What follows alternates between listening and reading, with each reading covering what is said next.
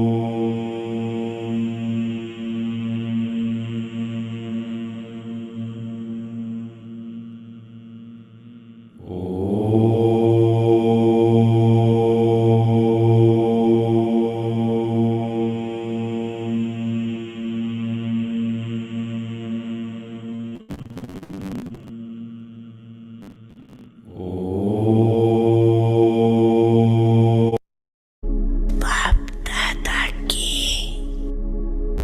पुरानी ड्रिल याद है ना?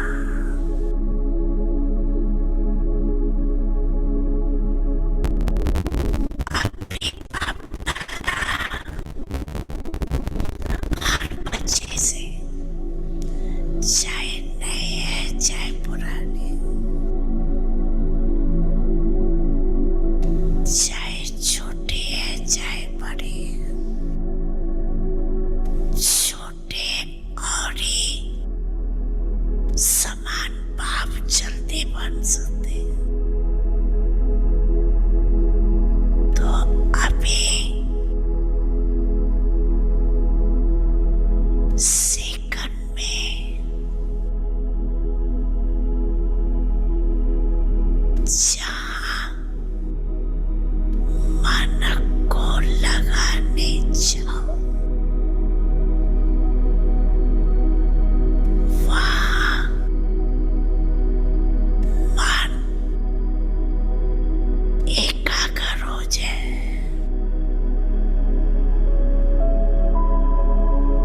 ये एकाग्रता की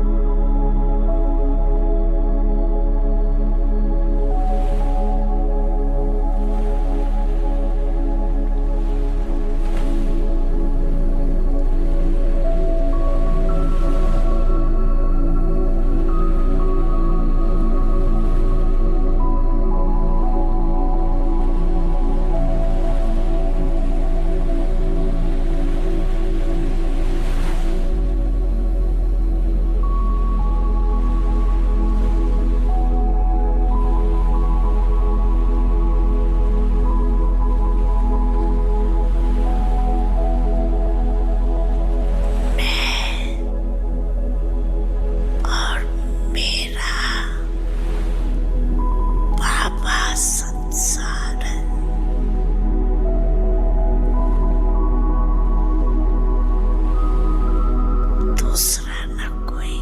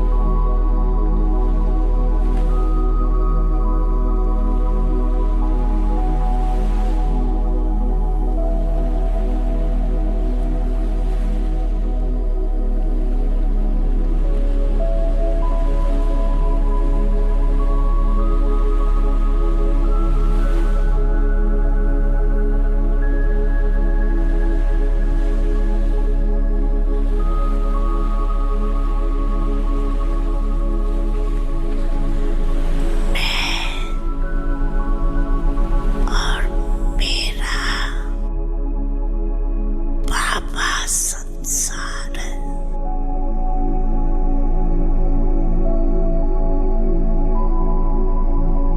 दूसरा न कोई।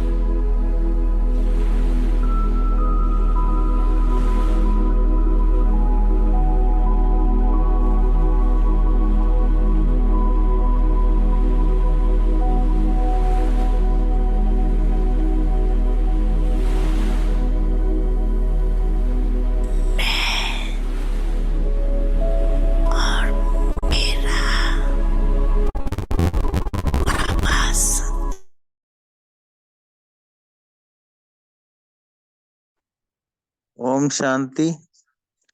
हमारे साथ मोनिका दीदी जी ज्वाइन हुए हैं, वो क्लास कराएंगे अभी। दीदी जी आप करा सकते हो।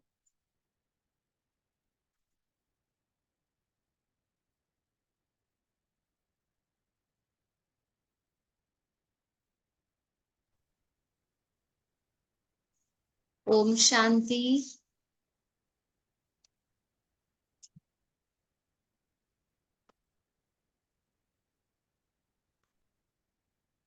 जैसे हम क्लास कराएंगे तो कोई एक दो रिस्पॉन्स करने वाला जरूर हो, क्योंकि हम क्वेश्चन आंसर करते रहेंगे और पूछते रहेंगे कि जो हमने अभी सुना कैसे करते हैं, क्या अनुभव करते हैं। मुझे इंटरेक्शन की तरह क्लास करानी है, ना कि ऐसे कोई क्लास बस ऐसे चलती रहे। इसीलिए रिस्पॉन्स जरूर देंगे सभी। कोई एक दो जन अपना माइक करो ऑन रखे तो बहुत अच्छा। ममता बहन। जी दीदी, ओम शांति। जी, मैं तो वेट ही कर रही हूँ 20 मिनट से, वैसे टाइम बहुत चला गया, जबकि क्लास 5 बजे शुरू हो जानी चाहिए थी। तो हम जो दीदी ये मैसेज नहीं आया था। हाँ जी। मैसेज नहीं आया था, अब आपने मैसेज किया तो तब पता लग गया, मैं पता नहीं था हमें दीदी। मैसेज मुझे तो दिया था, इसीलिए मैं आई थी। अब ज्योति सिस्टर ने हमारे को नहीं किया ना मैसेज दीदी जी। अभी आपने बताया, मैंने तो देख लिया था आते आपको भी, आप आए हुए हो। अच्छा अच्छा। तो हाँ जी। वैसे बात की होगी भाई से, जो इन इस ग्रुप का मेन है, तो वो कह रहे थे उन्होंने ये लिंक बना के दिया है।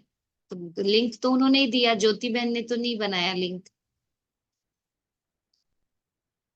फिर ग्रुप में नहीं आया ना दीदी, ग्रुप में आते या पर्सनल मैसेज करते फिर पता लग जाता, हम कर देते, ऐसी कोई बात नहीं थी। हाँ नहीं, वो तो मैं समझ गई कि जरूर कुछ मिसअंडरस्टैंडिंग रही है। तो गलती कोई नहीं लग गई होगी। हाँ जी हाँ जी, कोई नहीं, अभी हम शुरू करते हैं। तो थोड़ा ठीक है। इंटरेक्शन, तो क्लास हमारी जो पिछले संडे की मुरली थी ना, उसी पे हम बातचीत करेंगे कि आप सबने वैसे किया होगा। ये वाली क्लास बहुत अच्छे से सुनी समझी, वर्क में लाई होगी। तो आज मुझे आत्मा का सौभाग्य है कि आप सबके बीच में मिलना हुआ, क्योंकि बाबा अपने एक एक बच्चे को बहुत ही ऊंची नजर से देखते हैं, बहुत ही श्रेष्ठ नजरों से देखते हैं। बाबा हम बच्चों के प्रति देखते कि हम कोटों में कोई और कोई में भी कोई विशेष आत्माएं हैं। तो बाबा की नजरों को खुद के ऊपर, माना बाबा की नजरों से खुद को देखते हुए, आज हम बाबा के इन महावाक्यों को फिर से रिपीट करेंगे और शेयर करेंगे एक दूसरे के साथ। तो हम शुरू करने जा रहे हैं, सभी अटेंशन से सुनना। जो बाबा की मुरली का सार था, अब स्नेह और सहयोग की रूपरेखा स्टेज पर लाओ, हर एक को गुण और शक्तियों की गिफ्ट दो। तो बाबा हम सबसे चाहते हैं कि जो बाबा के गुण हैं, वो गुण हम खुद में लाकर अपने साथ वाली आत्माओं को, व जिन भी आत्माओं के साथ हम संबंध संपर्क में आते हैं, उन आत्माओं को गुणों और शक्तियों का सहयोग दें। ये बाबा हमसे चाहता है। तो इसी पे बाबा ने मुरली चलाते हुए कहा, बाबा ने सबको देखा और कहा कि आज परमात्म बाप अपने चारों ओर के परमात्म प्यार के अधिकारी बच्चों को देख रहे हैं। ये परमात्म प्यार विश्व में कोटों में कोई आत्माओं को प्राप्त होता है। ये प्यार निस्वार्थ प्यार है। और ये प्यार क्यों निस्वार्थ है? क्योंकि प्यार करने वाला निराकार और निरहंकारी है। अब जैसे हम ये बात पढ़ रहे हैं बाबा के प्यार की, कि जैसे हम अपने निराकार सत्य को देखते हैं, तो निराकार सत्य जो है वो है ही निर्विकारी और निरहंकारी। इसलिए बाबा हमसे बोलते हैं कि मनसा में सदा निराकारी रहो, वाचा में सदा निरअहंकारी रहो, और कर्मणा में सदा निर्विकारी रहो। जब तक मनसा निराकारी नहीं होगी, तब तक हमारी वाचा और कर्मणा में निर्विकारी और निरहंकारिता नहीं आएगी। इसलिए बाबा ने यहाँ पे बोला जो ये परमात्म प्यार है ना, ये निस्वार्थ प्यार है।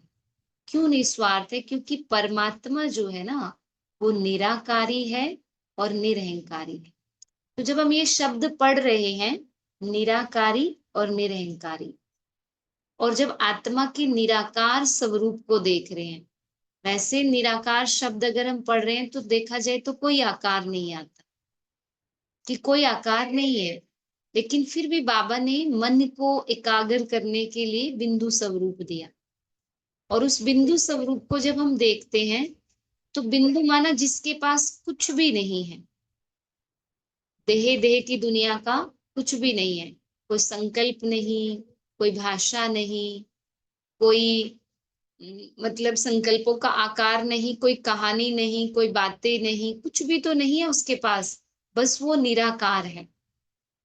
और निराकार के पास जब कुछ नहीं तो ना कोई अहंकार है और ना कोई विकार है, क्योंकि विकार और अहंकार देह की दुनिया से जुड़ा है। और आत्मा जब खुद को ऐसे देखती है तो उसके पास कुछ भी नहीं, तो वो क्या हो जाती है? निराकारी, निरहंकारी। वैसे बाबा खुद के बारे में बताते हुए बता रहा है कि बाबा निस्वार्थ प्यार क्यों देता है? क्योंकि बाबा निराकारी है और बाबा निरहंकारी है। फिर बाबा ने बताया मनुष्य आत्मा शरीरधारी होने के कारण कोई ना कोई स्वार्थ में आ जाती है। अब समझ आया कि स्वार्थ कहाँ पैदा होता है? खुद को देभान में लाने से। और निस्वार्थ निराकारी आत्मा का स्वभाव है। तो परमात्म बाप ही अपने बच्चों को निस्वार्थ प्यार देता है। परमात्म प्यार ब्राह्मण जीवन का विशेष आधार है। मतलब हमने ब्राह्मण जीवन में आके परमात्मा निराकार महाज्योति के प्यार का अनुभव नहीं किया तो हमारा जीवन सूखा रह जाता है। ब्राह्मण जीवन का ये जीयदान है, मतलब आत्मा, ब्राह्मण आत्मा चलती ही इस आधार पे है। ब्राह्मण जीवन का आधार ही ये परमात्म प्रेम है। अगर ब्राह्मण जीवन में परमात्म प्यार का अनुभव कम है तो प्यार के बिना जीवन रमणीक नहीं है, सूखा जीवन हो जाता है। परमात्म प्यार ही जीवन में सदा साथ भी देता और साथी बन सदा सहयोगी रहता है।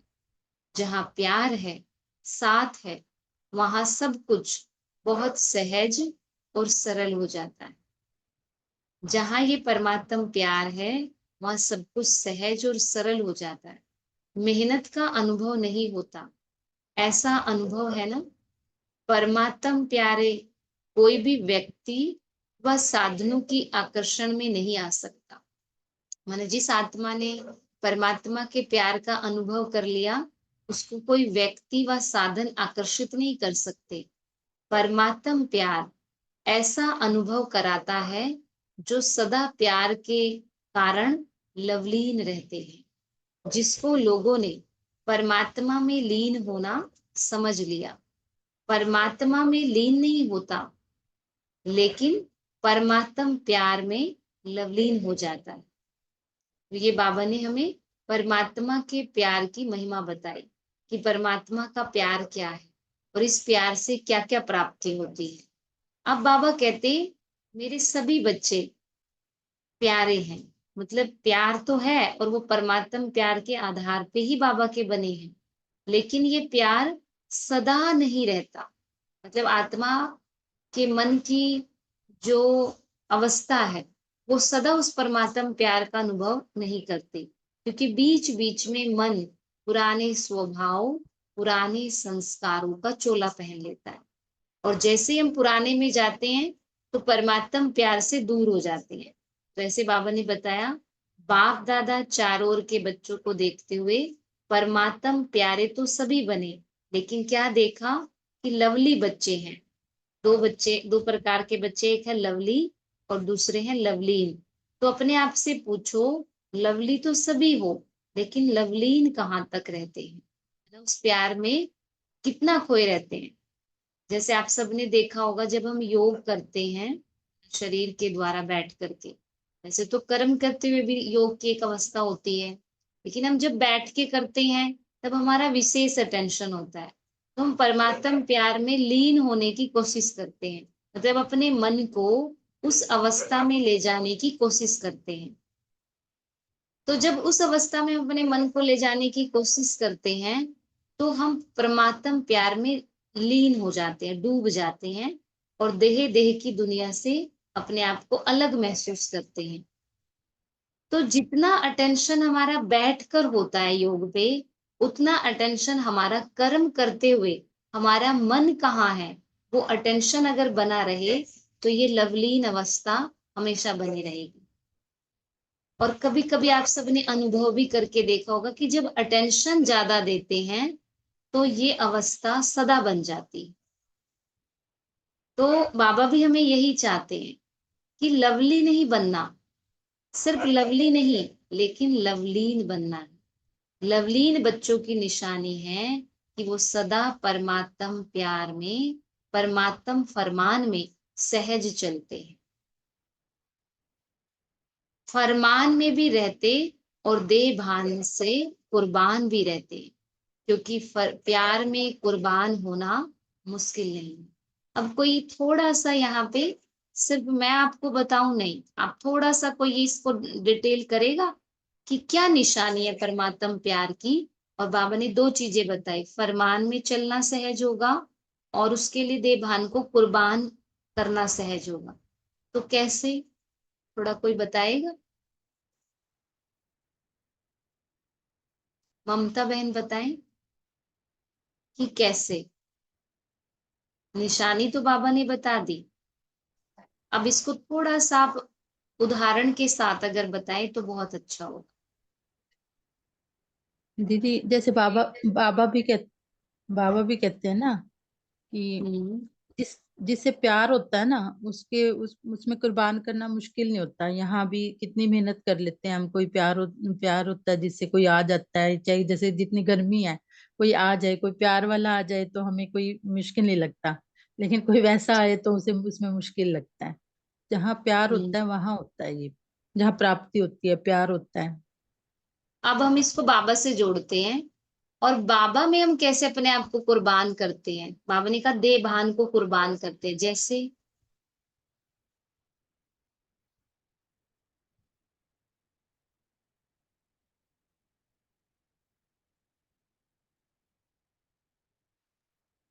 मुझे कह रहे हो दीदी? तो आपको ही कह रही हूँ। अच्छा, तो फोन चलने के कारण अच्छा हो सकता है।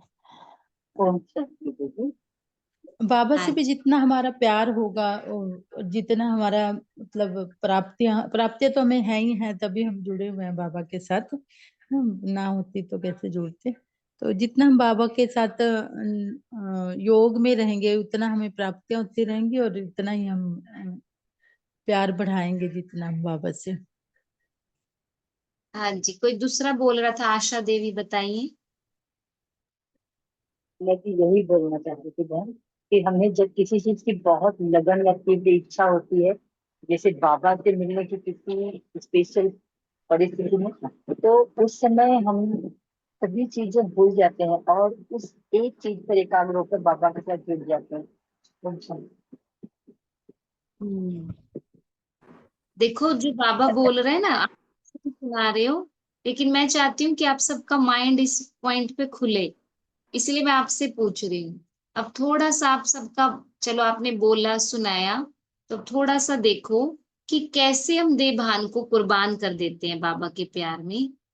माना जैसे हम कर्म में होते हैं और जब हम बैठे होते हैं तब हमारा ना दोनों माइंड काम नहीं करते। जब हम बैठे होते हैं तो तब हमारा निराकारी मन काम कर रहा होता है, देखा है ना सबने।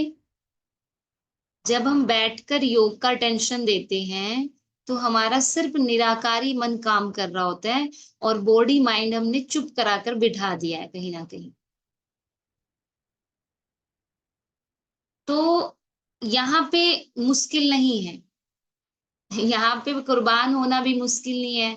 यहाँ पे आत्मा के गुण भी जागृत है, शक्तियां भी जागृत है, और कुर्बान तो करके ही बैठे हैं। लेकिन बात आती है कर्म में। जब हम कर्म में होते हैं तो हमारा बॉडी माइंड एक्टिव होता है, क्योंकि हम कर्म में हैं, हम एक दो से इंटरेक्शन में हैं, हम कर्मेंद्रियों को यूज कर रहे हैं, हमारे सामने कर्मेंद्रियों का भी अनुभव चल रहा है, और इसीलिए ज्यादा वो एक्टिव होता है। और निराकारी मन, बाबा के साथ वाला मन, वो वाला मन एक्टिव नहीं होता। अब जो आत्मा अपने कर्म करते हुए निराकारी मन को एक्टिव करके रखती है, तो फिर देभान को कुर्बान करना सहज हो जाता है। अब जैसे मान लो कर्म करते हुए हमने किसी को कुछ बोला, मान लो हमने कहा कि भाई ये काम कर दो, अब उसने नहीं किया। अब हमारा निराकारी मन अगर एक्टिव है, मतलब मैं आत्मा अपने निराकारी पोजीशन में बाबा के साथ हूं, तो सामने वाली आत्मा की बातों का असर नहीं आएगा, और माइंड नेगेटिव वर्क नहीं करेगा, उसकी कमजोरियां नहीं देखेगा, क्योंकि मैं खुद को निराकार आत्मा देख रही हूँ, तो सामने वाली आत्मा को भी निराकार देख लेती हूँ, और अपने बॉडी भान को कुर्बान कर देती हूँ। मतलब कैसे कुर्बान कर देती हूँ कि वो नेगेटिव मन जो कमियां देखने लग जाता है, देखता है वो, लेकिन मैं आत्मा अपने निराकारी मन के आधार से, जो मेरा साकार स्वरूप का मन है या देभान वाला मन है, वो उसके ऊपर हावी नहीं होता, और मैं उसको जाने देती हूँ, और उस आत्मा के गुण देख के आराम से प्यार से फिर से कहती हूँ, फिर से अपने गुणों के आधार पे वर्क में आती हूँ। तो फिर मैं आत्मा अपने देभान वाले मन पर कंट्रोल कर पाती हूँ, या देभान वाले मन को बाबा पर कुर्बान कर पाती हूँ, क्योंकि मैं बाबा के साथ हूँ उस टाइम पे। जैसे अपनी निराकार पोजीशन में हूँ, तो मैं बाबा के साथ हूँ, और बाबा के साथ का सहयोग का अनुभव भी कर पाती हूँ उस टाइम पे, और देभान वाले मन को बहुत सहजता से छोड़ पाती हूँ, और निराकारी मन को बहुत सहजता से यूज कर पाती हूँ। देखा आप सबने ये करके कभी? दीदी ये कभी तो अच्छा। बहुत अच्छी स्थिति होती है कर्म योग में, और कभी कभी नहीं भी होती है, यानी कि तब निराकारी मन काम कर रहा होता है। अब हमें तो आज ही समझ में आई है बात। कई बार बहुत अच्छा होता है कि कोई कुछ कहता है, उसका कोई असर नहीं होता, पता नहीं वो बाबा की प्यार उसमें कर्म में योग अच्छा आप होता है, यानी कि वो बिल्कुल उस टाइम आप पोजीशन में होते हो, आप अटेंशन है आपको कि मैं पहले हूँ, मैं आत्मा हूँ, फिर मेरा ये साकार स्वरूप है, मुझसे ही साकार स्वरूप जनरेट हो रहा है, लेकिन पहले मेरा साकार से पहले निराकार सत्य। इसलिए बाबा हमेशा बोलता है, कभी भी देखना कि कल संकल्प भी मतलब बाबा ने कहा कल भी बाबा ने कहा था, जैसे भी कोई गाली भी देना तो आप पर आपको असर ना पड़े उसका। कल था ना मन, आत्मिक स्थिति वरदान थे, जो भी था। हाँ जी। भावनाएं अपने आप काम करेगी। देखो हम सब ना शुभ भावनाओं पे काम करते हैं, पर निराकारी हम्म, सत्य में पे काम नहीं करते। ये पूरी मुरली को आप ऐसे सुना, इसीलिए मैंने मुरली उठाई है कि आप मुरली को कैसे सुनते हो, मुरली को आप कैसे देख रहे हो। मुरली को ना वहां से देख रहे हैं जहां पे बाबा लाइट शो तो कर रहा है, पर हरेक मुरली के पीछे वर्क करने वाली मैं निराकार आत्मा हूँ। और जब तक निराकार सत्य में रहना नहीं सीखा, तो आत्मा के किसी भी गुण और शक्तियों को आप यूज नहीं कर सकते। यूज करना मेहनत लगेगा, आगे बाबा वही बता रहे हैं। अगर परिवर्तन करना मेहनत लग रहा है, तो इसका मतलब कि लवलीन नहीं बने हैं। लवलीन का मतलब ये कि निराकार सत्य में रहना, बाबा के साथ रहना, बाबा के मतलब जो बाबा की अनुभूति है, जो बाबा का दृष्टिकोण है, जो बाबा वाला मन है, उसमें रहना, और उसमें रहते हुए फिर कर्म में आना। अगर उसमें रहते हुए कर्म में नहीं आ रहे हैं, फिर भले आप अपनी भावनाओं को भी बदलने की कोशिश कर रहे हो, अपने संकल्पों को भी परिवर्तन करने की कोशिश कर रहे हो, लेकिन मेहनत लगेगी, मुश्किल लगेगा। क्यों मुश्किल लगेगा?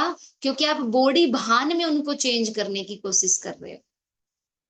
बॉडी भान में वो चेंज नहीं हो सकता, होगा तो थोड़े टाइम के लिए होगा, फिर से वापस आ जाएगा, फिर चेंज करोगे फिर से वापस आएगा। लेकिन निराकारी सत्य में आपको चेंज नहीं करना पड़ेगा। सबसे बड़ी बात, वो ऑटोमेटिकली चेंज होगा। आप नहीं चेंज कर रहे हो। और आपको ये लगेगा कि ड्रामा अपने आप आपसे वो सब कुछ करा रहा है, क्योंकि आप अपनी पोजीशन में आ गए, आपकी शुभ भावना अपने आप जनरेट होगी। किसी को कल का ही अव्यक्त इशारा अगर याद हो, देखो मैं कल का ही अव्यक्त इशारा शेयर करना चाहूंगी।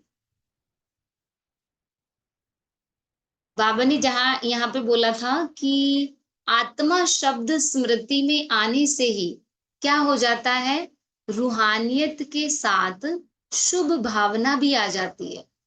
क्योंकि जैसे ही मैं आत्मा हूं, तो आत्मा हूं का मतलब क्या है, मैं आत्मा जो सारे संकल्पों से पहले हूं, मैं आत्मा जो सारी भावनाओं से पहले हूं, मैं आत्मा जो सारी कहानी से पहले हूं।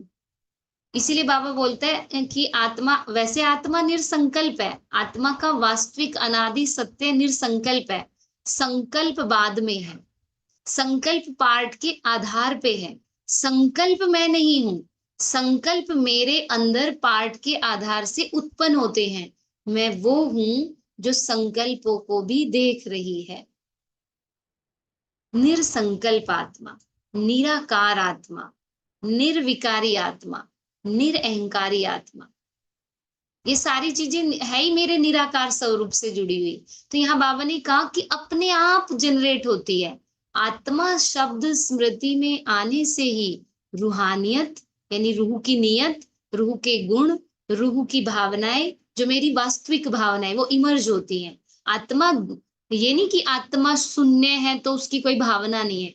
आत्मा 7 गुणों का पुंज, हम यही तो सुनते ना, आत्मा के पास 7 गुण हैं, आत्मा के पास 8 शक्तियां हैं। तो जैसे ही आत्मा में आते हैं, आत्मा शब्द में आते हैं, अपने अनादि सत्य में आते हैं, तो हमारी भावनाएं रूह वाली यानी शुद्ध हो जाती है, शुभ हो जाती है। तो बाबा ने कहा पवित्र दृष्टि हो जाती है। चाहे भल कोई गाली भी दे रहा हो, लेकिन ये स्मृति रहे कि ये आत्मा, अब बाबा देखो क्या दिखा रहे हैं कि पार्ट में गाली चल रही है, पर बैक में कौन है। आत्मा जो पार्ट का फॉर्म पहन करके बोल रही है और पार्ट में गाली दे रही है, लेकिन बैक में कौन है, बैक में वही निराकार आत्मा है, जिसके पास, जो एकदम साइलेंस है, जो एकदम शुद्ध है, जो एकदम प्योर है, जो एकदम सतोगुणी है, जिसके पास ऐसी ये वाली भावनाएं नहीं है। ये वाली भावनाएं तमोगुणी पार्ट की है, आत्मा की ओरिजिनल भावनाएं शुद्ध हैं, शुभ हैं। तो तमोगुणी पार्ट बजा रही है तो उससे नफरत नहीं होगी, उसके प्रति भी शुभ भावना बनी रहेगी। अब आप ये देखो, हम सब भावनाओं पे काम करते हैं या आत्मा के सत्य में रहने पे काम करते हैं। और आपने ये भी देखा होगा, जब आत्मा के सत्य में रहते हैं तो भावनाएं अपने आप शुद्ध होती है, और जब आप देभान में होते हो तो भावनाओं को शुद्ध करना चाहते तो भी होती नहीं है। यही है ना, शेयर करें प्लीज। जी दीदी, यही बता रही थी ना मैं आपको, कभी तो हो जाता है, कभी नहीं होता फिर। हाँ, तो मैं वही चीज आपको बताना चाह रही हूँ कि ये जो कभी हो रहा है और कभी नहीं हो रहा है, उसका मेन और मुख्य कारण यही है कि हम अपने अनादि सत्य में, निराकार सत्य में नहीं रहते, कर्म करते हुए। 2 चीजें होती है, एक है कर्म करते, बाबा बोलते हैं कर्म करते हुए रहना है। बाबा ये नहीं कहते सिर्फ बैठ करके। अब हमारे साथ यही होता है, जब हम बैठते हैं तो हम कर्म योगी नहीं होते, और जब हम कर्म योगी हैं, मतलब कर्म में है, तो योग नहीं होता। और बाबा क्या बोलता है, कर्म योग का बैलेंस बनाओ। और जब तक ये कर्म योग का बैलेंस नहीं होगा, तब तक ये अप्स डाउन चलता रहेगा। कभी काम करेंगी आत्मा वाली भावनाएं, कभी काम नहीं करेंगी। अब वो ये नहीं कि वो भावनाएं काम नहीं कर रही, वो गलत तरीके से हम यूज कर रहे हैं, मतलब हम अपने निराकार सत्य में आकर के भावनाओं को यूज नहीं कर रहे हैं। तो वही बाबा इस मुरली में आगे बता रहा है, यहाँ पे फिर है ये देभान को कुर्बान कर। इसलिए बाबा ने कहा सहज है, प्यार में कुर्बान करना सहज है। तो आगे सुनते हैं। तो बाबा ने कहा कि फरमान में भी रहते और देभान से कुर्बान भी रहते। मतलब जब आत्मा बाबा के साथ रहती है तो फरमान पे भी बहुत सहज चलती है, और देह भान वाले संस्कारों को, पुराने संस्कारों को, उसके लिए छोड़ना, कुर्बान करना बहुत सहज होता है, क्योंकि प्यार में कुर्बान होना मुश्किल नहीं। सबसे पहला बाबा का फरमान है, योगी भव पवित्र भव। बाबा ने एक ही बात कही है, बच्चे योग युक्त रहो। योगी का मतलब बाबा के साथ रहो। पवित्र भव, अब बाबा के साथ रह के अपने निराकारी मन को यूज करते रहो, अपने साकार मन को यूज नहीं करो। यही है बाबा पर मन को कुर्बान करना, यही है मन मनाभव हो जाना। तो बाबा वही कहते, पवित्र भव मतलब पवित्र मन को यूज करो, जो बाबा के साथ वाला मन है, जो बाबा जैसा मन है। तो बाप का बच्चों से प्यार होने के कारण बाप बच्चों को मेहनत करते देख नहीं सकता। क्यों? क्योंकि बाबा जानता है 63 जन्म बहुत मेहनत की, अभी ये अलौकिक जन्म मेहनत से मुक्त हो अतीन्द्रिय सुख की मौज मनाने का है। तो मौज मना रहे हो कि मेहनत करनी पड़ती है, पूछ रहे हैं बाबा, क्योंकि मेहनत है देभान का स्वरूप, और आत्मा के स्वरूप में कोई मेहनत नहीं है, और अतीन्द्रिय सुख उसी में है, मौज उसी में है, जब हम उसी सत्य में रह कर के कर्म में आते हैं। तो उसमें कोई मेहनत नहीं है, कोई मुश्किल नहीं है। तो इसलिए बाबा कहते बच्चों की मेहनत देखी नहीं जाती। 63 जन्म तो मेहनत की, अभी भी मेहनत ही कर रहे हैं। तो मेहनत का कारण है देभान। अगर मेहनत करनी पड़ती है तो प्यार की परसेंटेज कम है, मतलब उसमें रहते नहीं है जो हम हैं। कहाँ ना कहाँ प्यार में कुछ ना कुछ लीकेज है, मतलब आत्मा का अटेंशन कहीं और जा रहा है, वहां नहीं है जहां बाबा चाहता है। और जब वो अटेंशन देते हैं तो हम सबने अनुभव किया कि सहज लगता है, और जब वो अटेंशन छोड़ देते हैं तो मेहनत अनुभव होती है। तो बाबा ने देखा कहाँ बच्चों का अटेंशन जा रहा है। दो चीजें, लीकेज का कारण है दो चीजें, एक है पुराने संस्कार और दूसरा है पुराना संसार। संस्कार, बाबा ने कहा संसार में क्या है? संसार में है संबंध, आत्मा देह के संबंधों में फंसी है। दूसरा है पदार्थ, आत्मा उसमें फंसी है। और दूसरा है पुराने संस्कार, आत्मा कहीं ना कहीं जो देह भान के संस्कार है उसको मैं और मेरा लगा के चल रही है, उसमें जी रही है, उसको साथ लेके उसको ऊपर लेकर के चल रही है, और इसीलिए आत्मा का टेंशन बार बार उधर जा रहा है। तो बाबा क्या चाहता है? ये पुराना संसार और पुराने संस्कार अपनी तरफ बच्चों को आकर्षित करते हैं, तो परमात्म प्यार में परसेंटेज हो जाती है। तो चेक करो इन दोनों लीकेज से मुक्त हैं। याद करो आप आत्मा के अनादि संस्कार। अब देखो बाबा क्या बता रहा है कि आत्मा के अनादि संस्कार क्या है और आदि संस्कार क्या है, और अभी अंत के ब्राह्मण जीवन के भी संस्कार क्या है। क्योंकि ब्राह्मण जीवन मतलब ईश्वरीय जीवन, दैवी नहीं लेकिन ईश्वरीय, ईश्वर पे कुर्बान करने वाला जीवन, जिस जो है ही त्यागी और तपस्वी। तो ब्राह्मण जीवन के संस्कार भी क्या है, मतलब लास्ट भी नहीं है, बाबा कहते फर्स्ट भी नहीं है। फर्स्ट के फिर बिल्कुल पूरे चक्र से बाहर अगर अपने देखते हैं तो अनादि भी नहीं है। तो ये जो संस्कार जो आप अपने मान के चल रहे हो वो मध्य के हैं, मतलब द्वापर और कलयुग के हैं। तो बाबा कह रहे हैं कि ये पुराने संस्कार मध्य के हैं, ना अनादि हैं, ना आदि हैं, और ना ही अंत के हैं। अंत में हम ब्राह्मण हैं तो वो भी नहीं है। लेकिन सभी का लक्ष्य क्या है? किसी भी बच्चे से अगर पूछे ना बाबा तो क्या लक्ष्य है, बताओ क्या लक्ष्य बताया था? याद हो तो किसी को? बाप समान बनने का। बिल्कुल, बाप समान बनने का। किसी भी बच्चे से पूछे तो लक्ष्य है बाप समान बनने का, तो यही है ना? है तो हाथ उठाओ, यही लक्ष्य पक्का है? तो पक्का मतलब या बीच बीच में बदली हो जाता है। अब इसको भी बाबा ने आगे बहुत अच्छा बताया, मतलब बाबा कैसे हर एक बच्चे को देखता है। बाबा कि हर एक बच्चे के प्रति भावनाएं क्या है। बाबा की भावनाएं ऊपर नीचे नहीं होती। और जब ब्रह्मा बाबा आए, मतलब ब्रह्मा बाबा के तन में शिव बाबा आए और बाबा ने भी अपनी भावनाओं पे काम किया, तो बाबा भी हर एक बच्चे को देखते हुए, तो बाबा का भी साकार मन तो काम करता होगा ना। आप साकार मुरलियां पढ़ते हो ना, तो आप देख पाते हो कि बाबा का साकार मन भी बोलता है कि ऐसी चलन देखता हूं तो लगता है कि ये तो कुछ कर ही नहीं सकते, ये तो प्रजा ही बनेंगे। लेकिन आपने देखा होगा जब अव्यक्त में बाबा आए, तो बाबा के नकारात्मक शब्द नहीं होते हैं बिल्कुल भी। नोट किया कभी किसी ने? जी दीदी। जी दीदी। बाबा पॉजिटिव होता है पूरा। क्यों बाबा के शब्द वहां पर यहाँ में अंतर है? वहां तो बाबा बहुत कुछ बोल रहा है, मेरी दाढ़ी की लाज रखना, नाक नहीं कटा देना, नाम बदनाम कर देते हैं, ऐसे बच्चे तो ना ही होते तो ठीक था। वहां तो ब्रह्मा का साकार मन पूरा बोल रहा है। और यहाँ पे अव्यक्त में बाबा का साकार मन नहीं बोल रहा है, क्योंकि साकार मन निराकार मन में बिल्कुल मर्ज हो चुका है। और वो मन ही बस बच्चों को देख रहा है। वो दिखता होगा बाबा को, लेकिन बाबा उस वाले मन की सुनता ही नहीं है।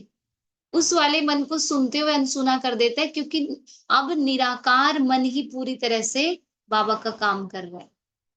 निराकार मन समझ रहे होंगे ना? निराकार का मतलब ये नहीं कि कोई भाव भावना नहीं है। निराकार का मतलब है वही 7 गुण और वही अष्ट शक्तियों वाला मन। तो भी समझते हैं आगे। तो बाबा ने कहा, तो बाप बच्चों से पूछता है कि बाप और दादा दोनों के समान संस्कार कौन से हैं। मतलब हम बाबा समान बनना चाहते हैं, तो बाबा कैसे, मतलब बाबा वाले गुण क्या है, बाबा कैसे सबको देखता है। तो सदा बाबा हर आत्मा के प्रति कैसा है? सदा बाबा का मन हर एक आत्मा के प्रति कैसा है? उदार चित्त, मतलब बड़ा दिल है। छोटे रूप से नहीं देख रहा है, कमजोरियां नहीं देख रहा है, किसी भी आत्मा की कमी कमजोरी नहीं देख रहा है वो। अभी आगे बाबा बता रहा है कि बाबा जानता है हर एक बच्चे की जन्म पत्री, पर फिर भी बाबा वैसे नहीं देखता। मीठे बच्चे देखता है, लाडले बच्चे देखता है, सिखिलदे बच्चे देखता है। मतलब आत्मा को ही देख रहा है, साकार स्वरूप का कोई रूप नहीं देख रहा है वो। तो आगे बाबा बता रहे हैं, हर आत्मा के प्रति स्नेह और सम्मान स्वरूप में सहयोगी रहे। बाबा का मन उदारचित है, हर आत्मा के प्रति स्नेह है बाबा का, और हर एक आत्मा को बाबा सम्मान देता है। और सम्मान भी किस रूप में दे रहा है? उसको पता है कि ये वाला पार्ट सम्मान लायक नहीं है, लेकिन बाबा निराकार को देख रहा है। या तो निराकार को देख रहा है, या फिर श्रेष्ठ ब्राह्मण स्वरूप को देख रहा है।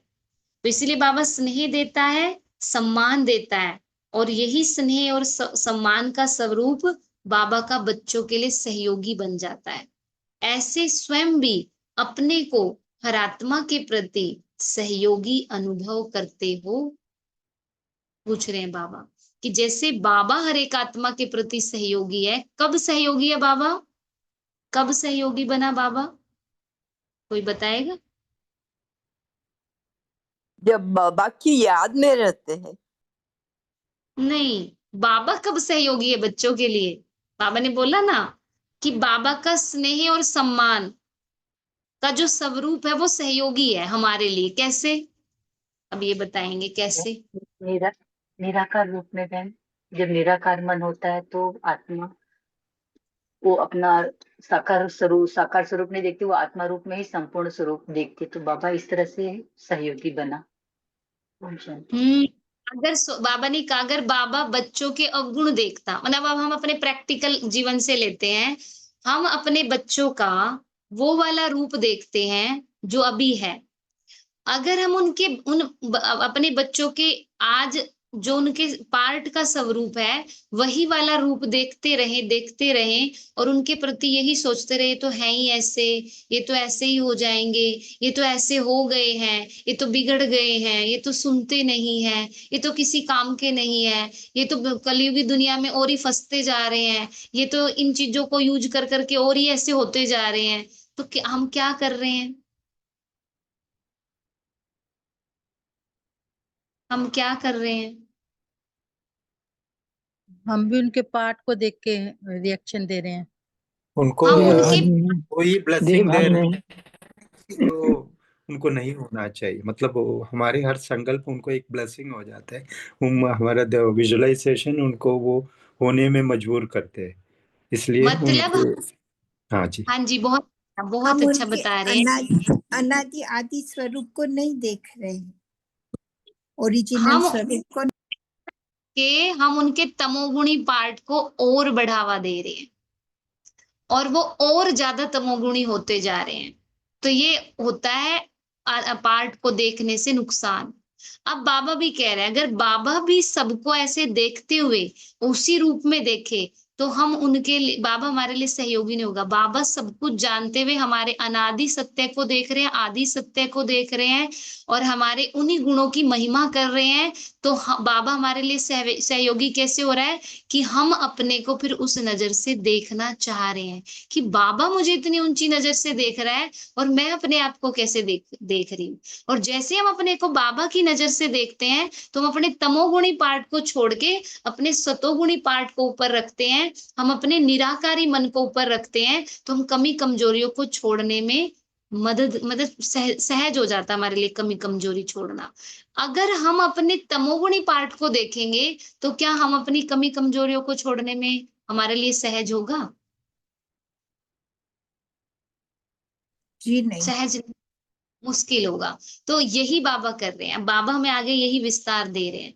तो इसीलिए जरूरी है बाबा की नजर से खुद को देखना, और जो आत्मा खुद को बाबा की नजरों से देखती जाएगी वो फिर अपने साथ वालों को भी, अपने मतलब ब्राह्मण आत्माओं को भी, और अपने जो साथ वाली, चाहे वो कलयुगी पार्ट प्ले करने वाली आत्माएं हैं, जो हमारे रिश्ते नाते संबंध संपर्क में आत्माएं हैं, उनको भी उनके अनादि सत्य में देखेंगी। और ब्राह्मण सबसे बड़ी गलती यही कर रहा है, अपने को भी कलयुगी संस्कारों से जोड़ के देख रहे हैं। अगर हम अभी अभी अपनी चेकिंग करने बैठे ना, तो हम क्या चेकिंग करेंगे? तो हम कहेंगे हाँ अभी भी ये होता है, अभी भी मैं ऐसी हूँ, अभी भी मैं, मेरे से ये गलतियां होती हैं। उसको मैं लगा करके देख रहे हैं।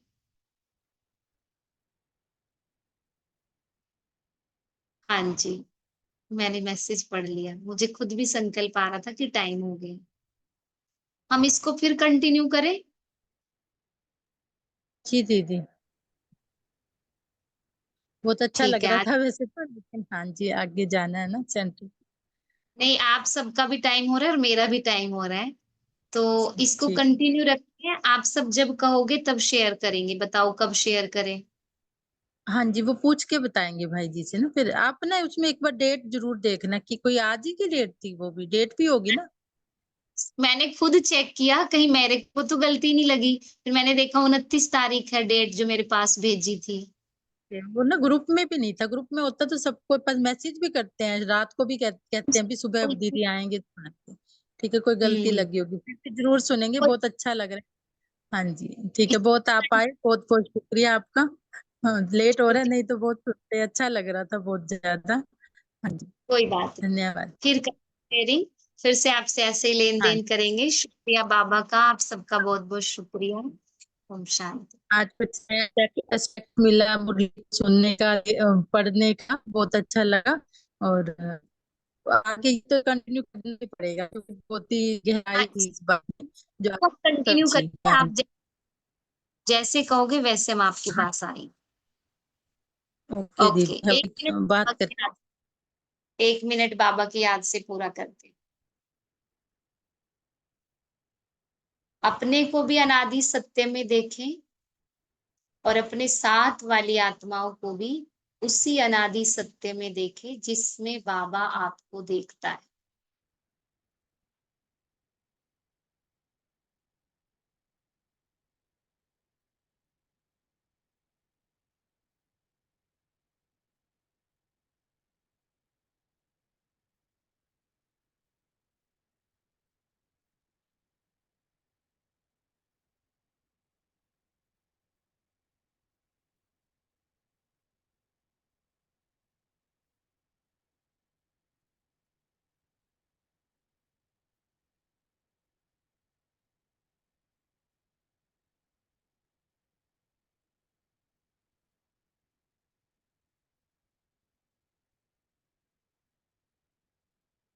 ओम शांति। ममता बहन, एक बात शेयर करनी थी।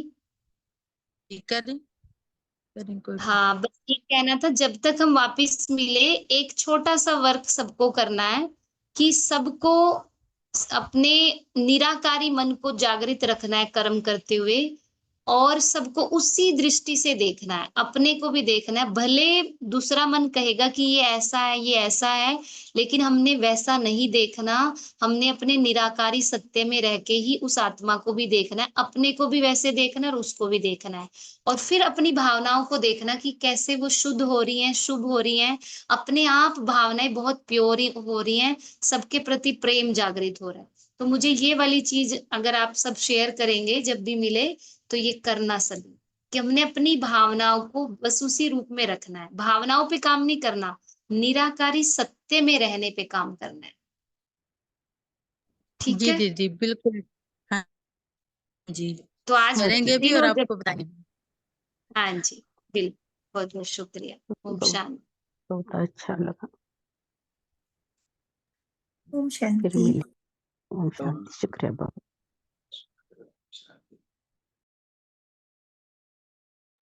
ओम शांति।